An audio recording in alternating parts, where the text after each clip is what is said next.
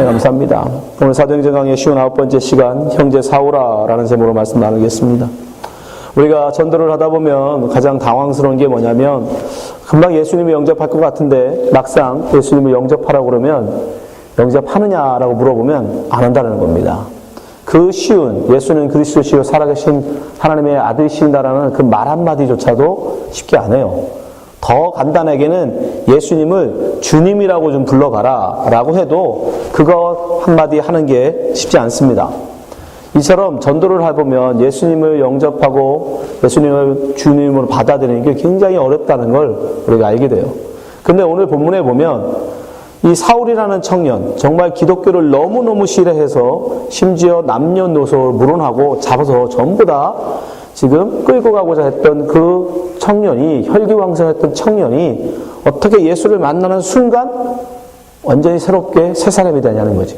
어떻게 예수님을 그렇게 쉽게 영접을 할 수 있었냐는 거죠. 예. 정말 우리가 그럴 수만 있다면, 우리가 전도할 때 이런 일이 일어난다면 얼마나 좋겠습니까? 과연 어떻게 사울이 이렇게 놀랍게 변화되어졌는지 우리가 한번 오늘 말씀을 통해서 함께 배워보도록 하겠습니다.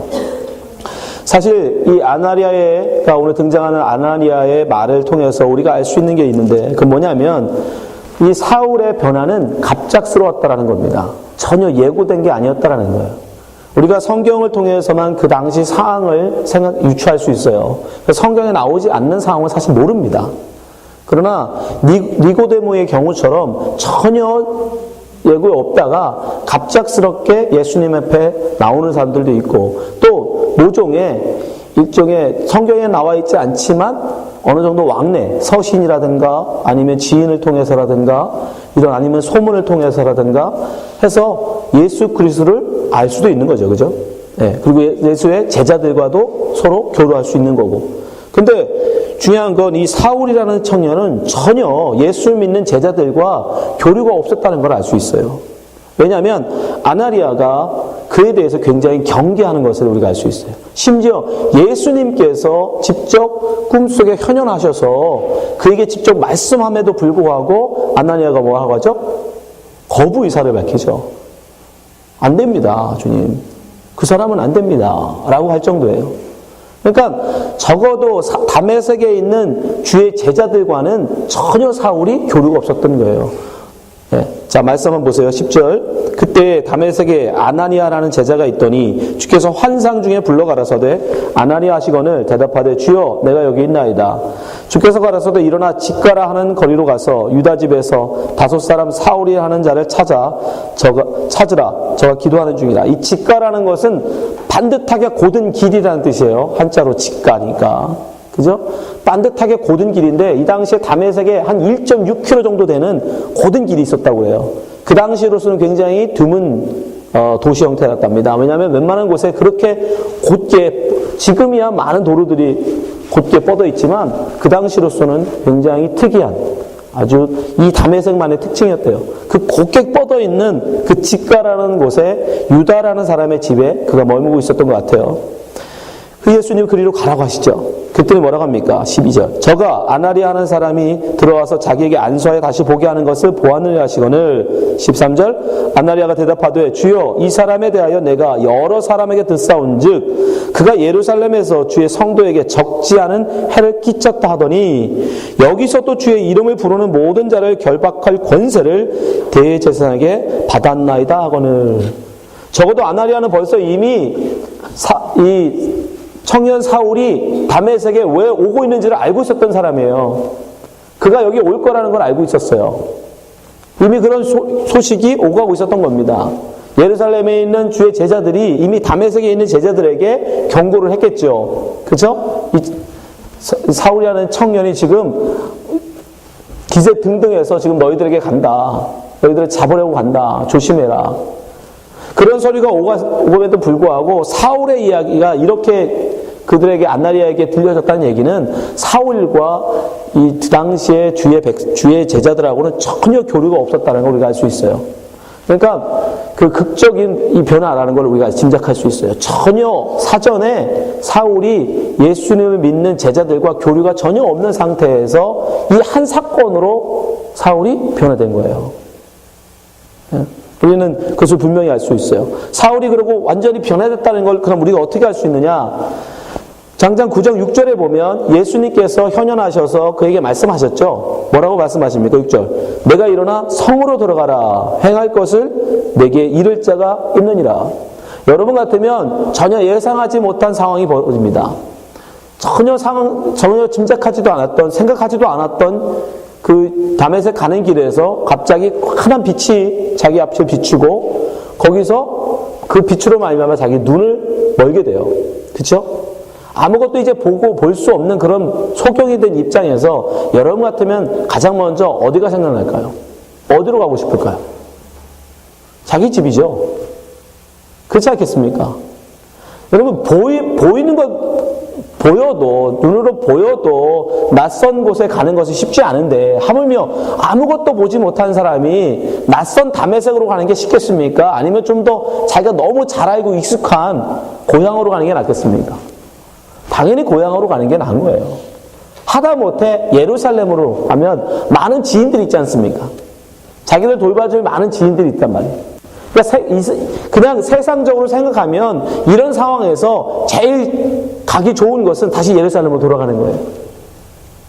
그래야 눈이 보이지 않은 자기의 삶을 좀 더 나을 거 아닙니까? 지금 눈을 뜬다는 보장이 없잖아요.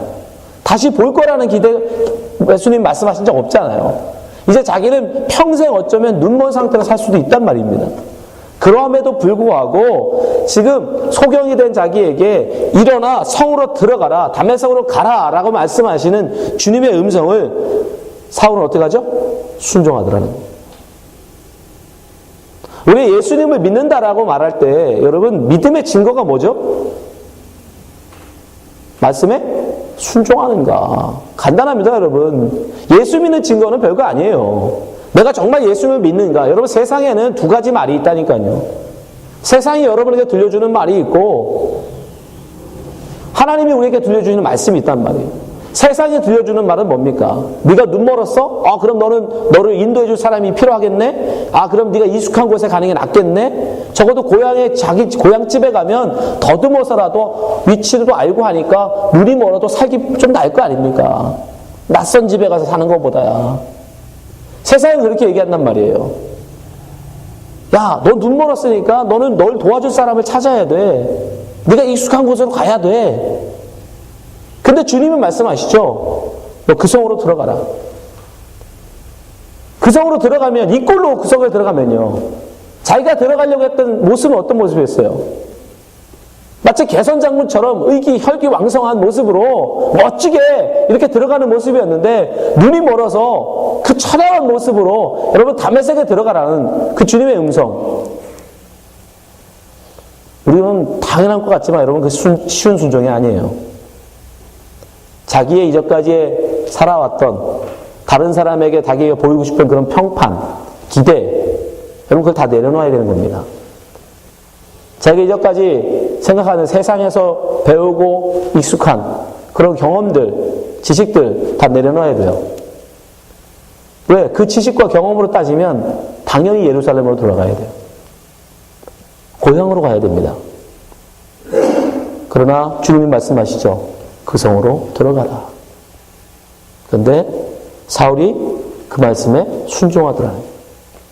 우리는 이미 알 수 있어요. 사울이 변화되었구나. 자기의 의지, 자기의 혈기가 아니라 주의 말씀에 순종하여 그가 가더라는 거예요.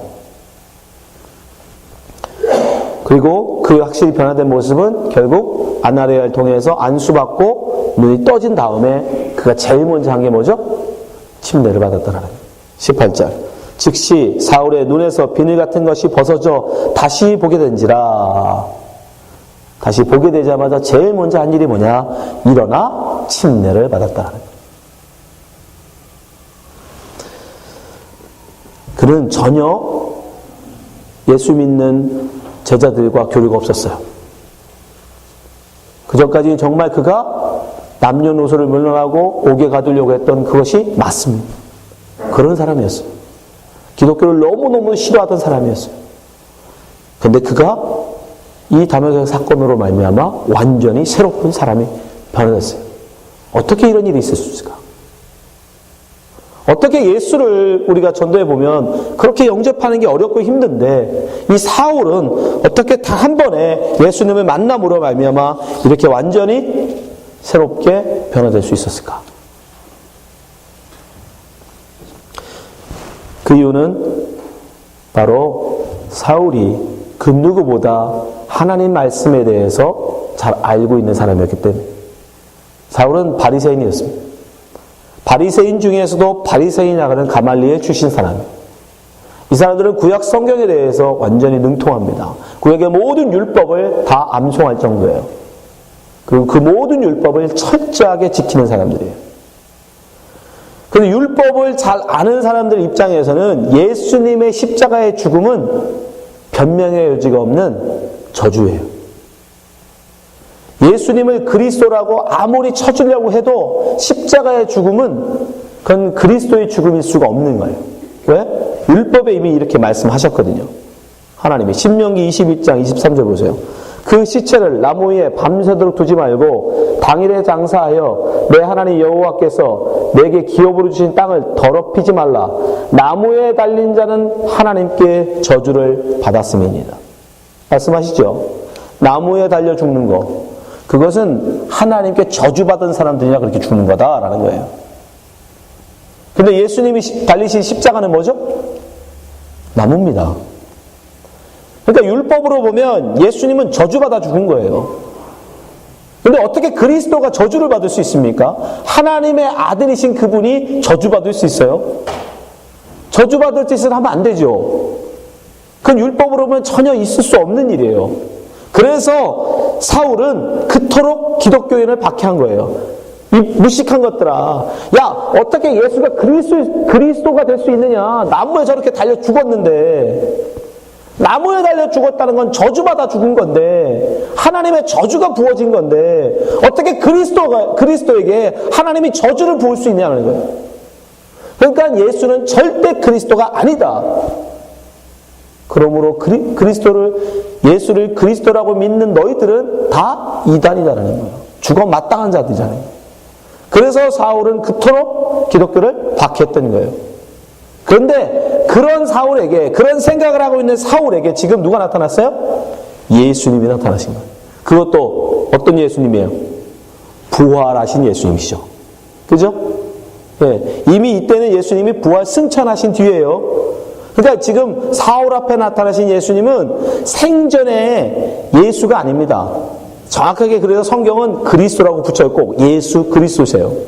그리스도이신 예수님이 그 앞에 나타난 거예요. 부활하신, 부활의 영광의 몸을 갖고 계신 그분이 그 앞에 나타난 거예요. 근데 이 사건이 굉장히 중요한 거예요. 부활 승천하신 예수님을 바울이 본 거잖아요. 근데 이 부활이라는 건 굉장히 중요한 의미가 있어요. 자, 요한복음 16장 10절 보세요. 의에 대하여 함은 내가 아버지께로 가니 너희가 다시 나를 보지 못하며. 예수님이 하신 거거든요. 성령님이 오시면 너희들에게 의에 대하여 말씀하실 건데, 예수 그리스도의 의, 예수님이 의로운 분이었다는 것을 성령께서 너희들에게 증거하실 건데, 무엇으로 증거하냐면 내가 아버지께로 가는 거. 부활 승천한 나의 모습, 이것이 곧 나의 의가 될 것이다 라는 얘기예요.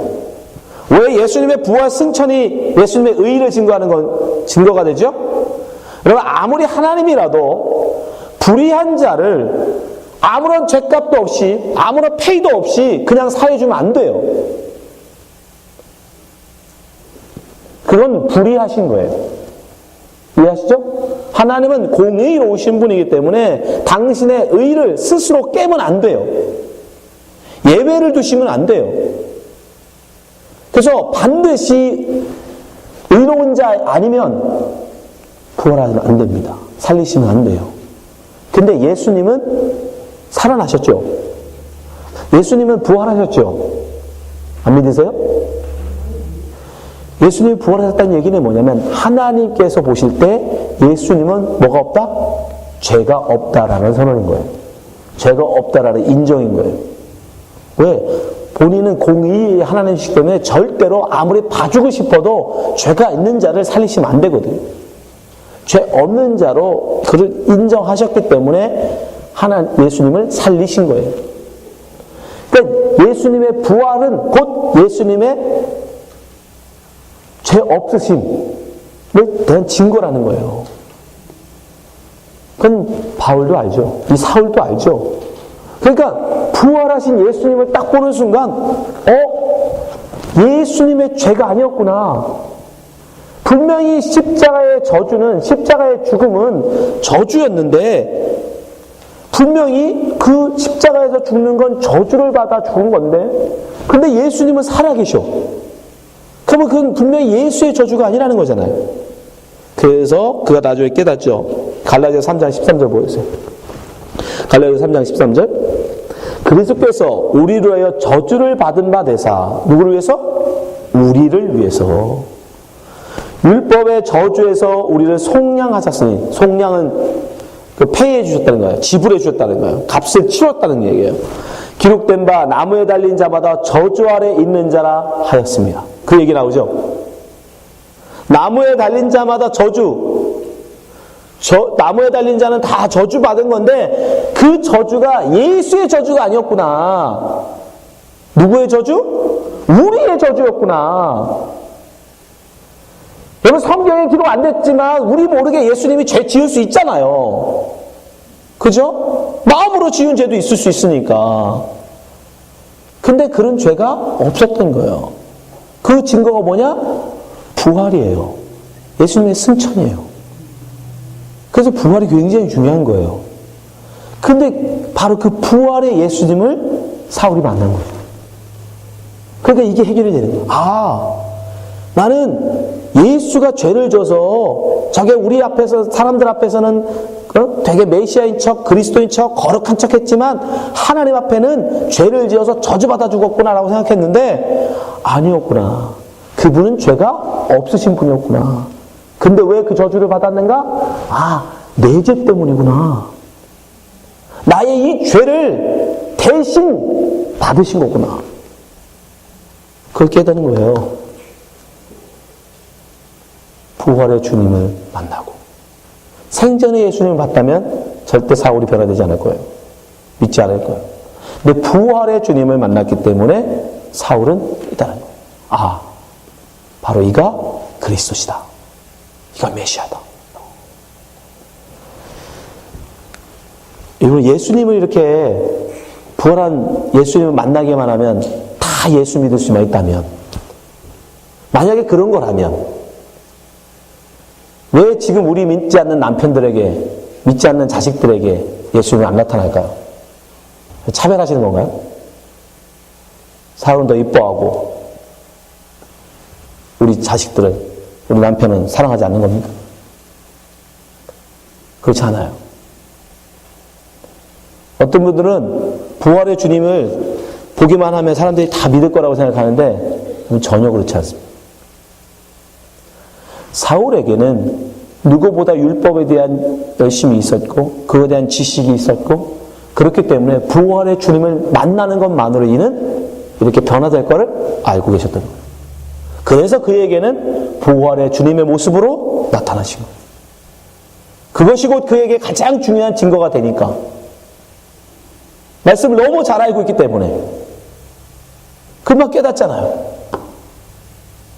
근데 여러분의 남편이나 우리의 자녀들은 그렇지 않은 거예요. 그 앞에 나타나면요. 여러분 또 십자가의 죽입니다. 믿지 않는 자에게 예수님이 이 시대에 다시 나타나시면 또 우리는 돌 들어 그분을 쳐 죽일 거예요. 네가 뭔데? 그래서 당신을 구원을 백성들을 구원했을 때 다 그 사람들 앞에 다 나타나시는 게 아니에요. 여러분도 예수 믿으실 때 부활하신 예수님 만나고서 예수 믿으신 분 계세요? 저는 그런 경우가 아닙니다. 왜 그럴까요? 여러분의 구원은 여러분에게 가장 최선의 방법으로 주님이 부르시는 거예요. 말씀으로 변화되는 자에게는 말씀으로, 사랑으로 변화될 자에게는 사랑으로, 섬김으로 변화될 자는 섬김으로, 기적으로 변화될 자는 기적으로, 각자에게 가장 적당한, 가장 최선의 방법으로 주님은 여러분을 부르십니다. 그렇게 예수 그리스도를 얘기하시는 예수님을 제자로 3년이나 따랐던 가룟 유다 보십시오. 그는 예수님을 십자가 못 박는 일에 동참하죠. 끝까지 있었던 도마는 어떻습니까? 그 역시 예수님의 부활을 직접 보기 전까지 믿지 않는 사람이었어요. 예수님을 직접 본다고 다 믿는 게 아니에요. 그것이 뭐 대단한 거라고 생각하시면 안 돼요. 예수님 그때 말씀하셨죠. 보지 않고 믿는 것이 더 크다. 그러니까 여러분 그 모든 것들을 다 그렇게 회귀를 하시면 안 돼요. 그래서 막 그런 기적을 보고 환상을 보고 그렇게 예수 믿는 게 최고라고 생각하시면 안 돼요. 우리 각자에게 하나님은 가장 최선의 방법으로 부르십니다. 자, 로마서 1장 5절, 6절 보세요. 그로 말미암아 우리가 은혜와 사도의 직분을 받아 그 이름을 위하여 모든 이방인 중에서 믿어 순종케 하나니 너희도 그들 중에 있어 예수 그리스도의 것으로 부르심을 입은 자니라. 여러분 각자는 주님의 부르심을 입은 자들이에요.